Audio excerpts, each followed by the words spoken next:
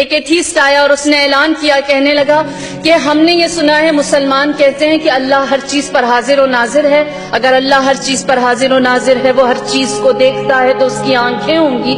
اگر اس کی آنکھیں ہیں تو اس کا چہرہ ہوگا، اور اگر اس کا چہرہ ہے تو اس چہرے کی کوئی سمت یا کوئی ڈائریکشن ہوگی، اور اگر اس کی کوئی ڈائریکشن ہے تو وہ ایک جانب دیکھتا ہوگا. اور جب وہ ایک جانب ان کا معبود دیکھتا ہے یا ان کا رب دیکھتا ہے تو دوسری جانب وہ کیسے دیکھتا ہے؟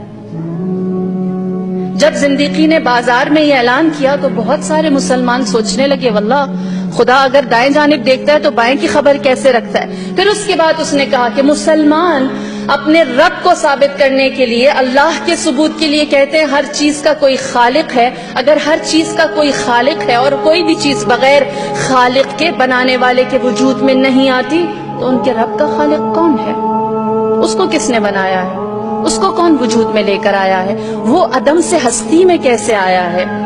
پھر اس کے بعد اس نے کہا کہ وہ کہتے ہیں کہ لا سنۃ ولا نوم، اس خدا کو نہ کبھی اونگ آتی ہے، نہ کبھی جمائی آتی ہے، اور نہ ہی وہ کبھی سوتا ہے. اگر وہ ہر وقت جاگ رہا ہے تو کیا کوئی مسلمان مجھے بتائے گا اس وقت ان کا معبود، ان کا رب کیا کر رہا ہے؟ کہتے ہیں بازار بغداد تھا اور ایک ایتھیسٹ تھا، ایک ایسا شخص تھا جو کسی رب کو، کسی دین کو نہیں مانتا تھا. جب اس نے یہ 3 سوال کیے، ہر جگہ خاموشی ہو گئی. امام جعفر صادق علیہ الصلوۃ والسلام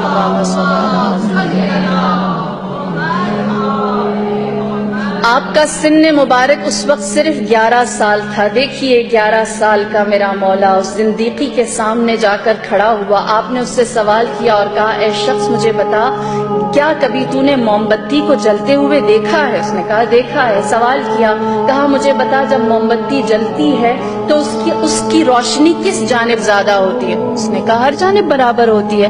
فرمایا فَأَيْنَمَا تَوَلُّوا فَثَمَّ وَجْهُ اللَّهِ، جس جانب بھی رخ کرو ہر جانب چہرہ الہی ہے.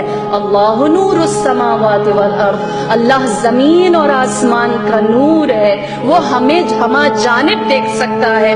پھر اس کے بعد کہا، اے زندیقی کیا تجھے 10 تک گنتی آتی ہے؟ اس نے 10 تک گنتی سنائی.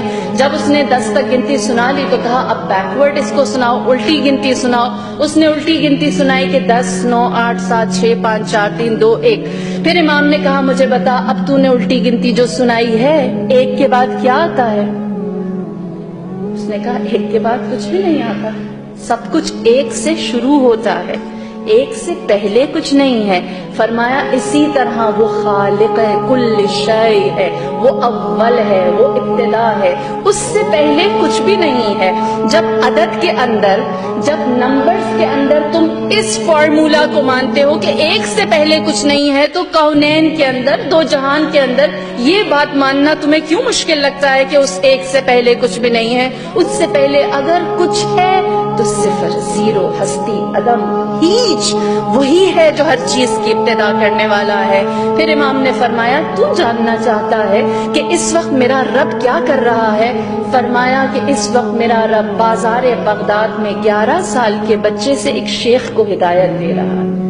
جو کچھ کرتا ہے، ان اللہ علی کل شیء قدیر، خدا ہے جو ہر چیز کے اوپر قدرت رکھتا ہے.